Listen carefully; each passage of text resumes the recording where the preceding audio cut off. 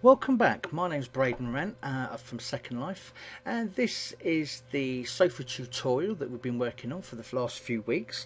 At this current stage, what we're going to be doing is, in order to proceed and move on to the texturing stage, the next step in the process is to unwrap the model that you've currently made.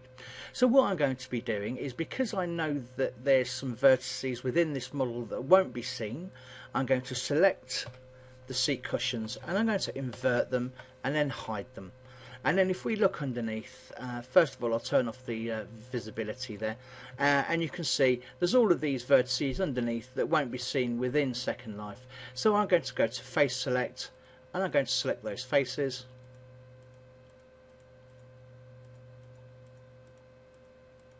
and I'll do this on both seat cushions.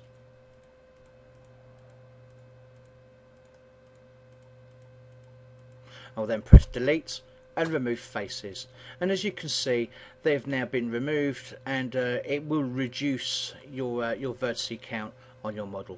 So what you're going to be doing is, I'll unwrap these while the rest is hidden. So we'll select the four corners by doing edge selects.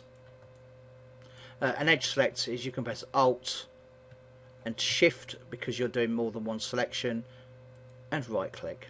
So we'll do that on all four corners on both seat cushions. We can then press Ctrl E and we can mark seam. Because we have a natural recess as part of the piping on the inside of the cushion, we can use that as our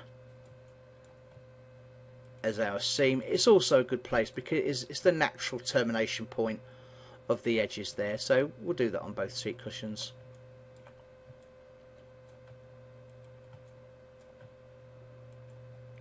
And again press edge select and mark seam. Now once we've got those done, we can go back out and I'll press Alt H to make visible the ones we've hidden earlier on, and we'll do the arms of the chair next. So I'm going to select this arm and then this arm, and we'll select those, and what I will then do is invert and hide the seat cushions. This isn't a requirement, it just makes it a little bit cleaner to try and work with what you've got. So I'll select that one and I'll select that one, I'll mark seam, and then I'll select that one and I'll select that one, and again mark seam. I've done it that way because if you select a seam on the same mesh that have no faces in between, it can become quite ugly. The reason being, I mean, I can show you, if I select both of those like so and then mark a seam, it will also put a seam in between every face, and every face will then be unwrapped on its own, and that is not something we want at this time. So I'll just unwrap as I chose to do there. I'm also going to put a cut at the bottom of that that bottom seam on both of the cushions like so, and we'll mark seam for those. That will then give a split point for this item that goes, this face that goes round. So we'll do that and we'll unhide it. So we've got the arms unwrapped, we've got the base seat cushions unwrapped. What we're going to do now is unwrap the seat base. So again I'll invert it and hide it. Again, what we can only do is we can really only do one corner at a time. Again, it can be done quite quickly, so it's not really a problem. When you're unwrapping, most people have a real problem trying to understand how an unwrap works. However, if you have a cardboard box at home, like if you ever had a package or anything, if you open up the box, you'll pretty much know if you try and throw that box away, if it's any size, you're probably going to cut it and you'll notice that it unwraps into one large piece of cardboard. Well, it's very much the same thing with unwrapping. Most shapes unwrap in a certain way. Boxes, for example, will always unwrap in a certain way, and mostly it's a T shape, like a crucifix, but it could be any which way. In this particular example, I've cut the 4 sides off. I want to remove 3 sides of the bottom like that, and then I'll mark seam, and what that will do is that will then give us a shape. In fact, what I can probably do at this time, if I select the model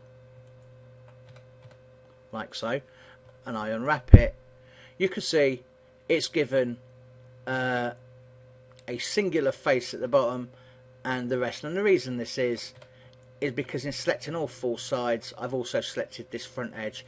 If I select those 2 vertices and I clear the seam on that, and then I go to unwrap again, you'll see it's now given the front edge, well, the front edge, the back edge, the 2 sides and the bottom all as one item. So what we'll do is we'll unhide that, and I think that's the 2 seats, the base, the 2 arms. So we're just now going to do the back seats. So again, we'll select them, invert it, and hide the rest. Again, we don't have to hide. It's really just to make it less complex and easier to work with, really. So I'm going to select the 4 corners like we have done on the seat cushions,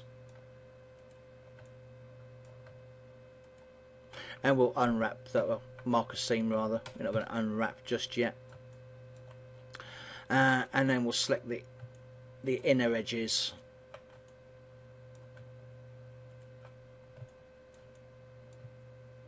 like that,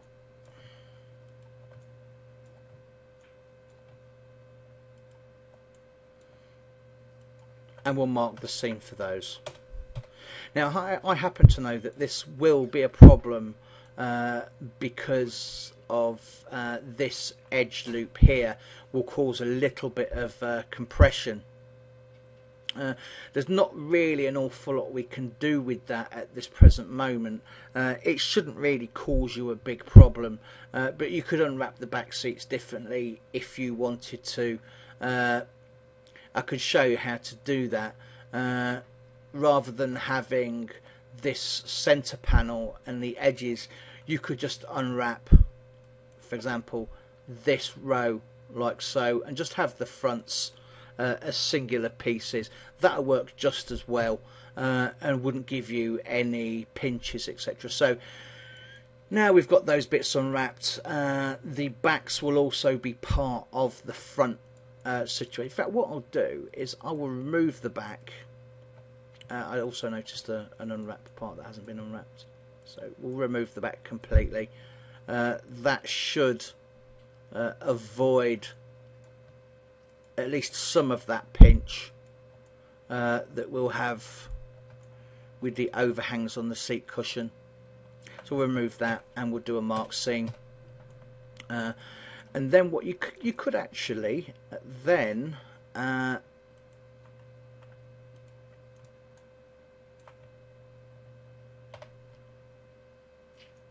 select these parts. In fact, I actually wanted to keep those and deselect those ones. Right, we could select that, and what that will do, it will give a little bit of relief to the unwrap. So I'm going to mark that as a seam, and I'll follow on and do the same thing to the other side. Obviously we want a bit of consistency to the work we're doing, so again we'll select the vertices like that, deselect that one, deselect that one, and mark seam. Okay, so now we've created the seams on our sofa. I'm going to unhide the rest of it, and what we're going to do now is we'll highlight it all, and then we're going to select U and unwrap. And as you can see there on our screen, we have a nice unwrap of the model. It's actually laid out pretty clean, to be completely honest, and you can see by slicing that edge on the top of the back seat cushion, we've stopped it from pinching together. So now we have a front and a back that are quite clean. They should texture really nicely. There's no reason for this to be on its side, so what I'm going to do is I'm going to select it and I'm going to rotate it.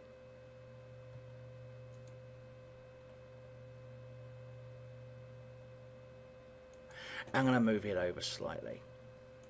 There we go. Because I'm slightly OCD in how I work, what I'm going to do is I'm going to straighten up a few edges on this bottom of the seat cushion, well, seat base rather. We're not overly worried about it all because you can become quite obsessive about getting your UVs straight. It is good practice to try and get your unwraps as clean as possible. Mainly because your textures will be using that in order to map to. So I'm just going to level these up. There is no Z plane or Z plane if you're European on the unwrap mode. Left and right is X and up and down is Y. So as you can see from the screencast keys, we scale that to Y and 0. Right, we've now made that quite clean.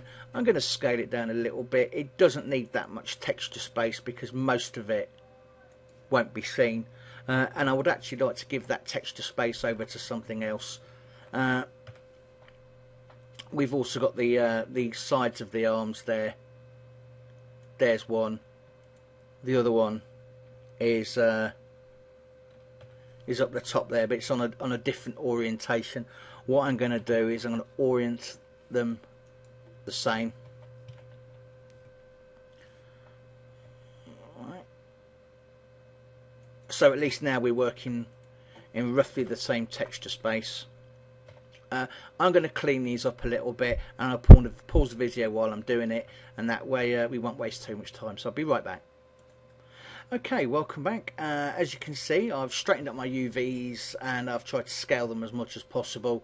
So what we're going to do now is we'll create a new texture, and I'll put a UV test grid over it for now, so that what we can do is we can see how it's proportioned texture wise.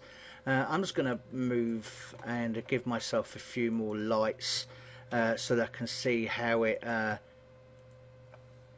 going to look with regards to the texture. So excuse me, we'll go into texture mode like that, and as you can see, it's actually unwrapped pretty okay, apart from the front of the seat arms, but I knew that was going to be the case. So we'll go into the UV test grid, and what I'm going to do is I'm going to grab the bottom of the arms and bring them down, and that will give them more UV space in order to work with.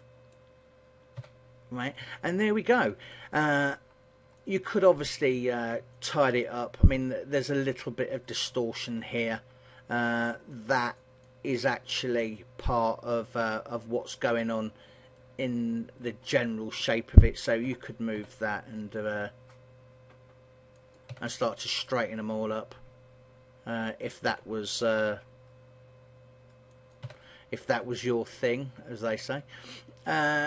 But other than that, that's the unwrapping done.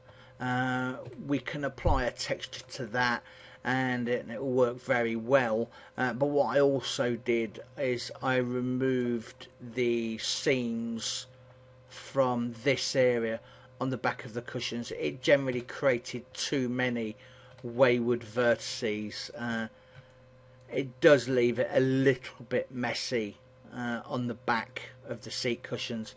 Again, you can unwrap them however you want, but for now I'd like to thank you very much. In the next episode of this tutorial, we'll be going over materials and how to apply them and how to apply textures to those materials. But for now, I'd like to thank you very much.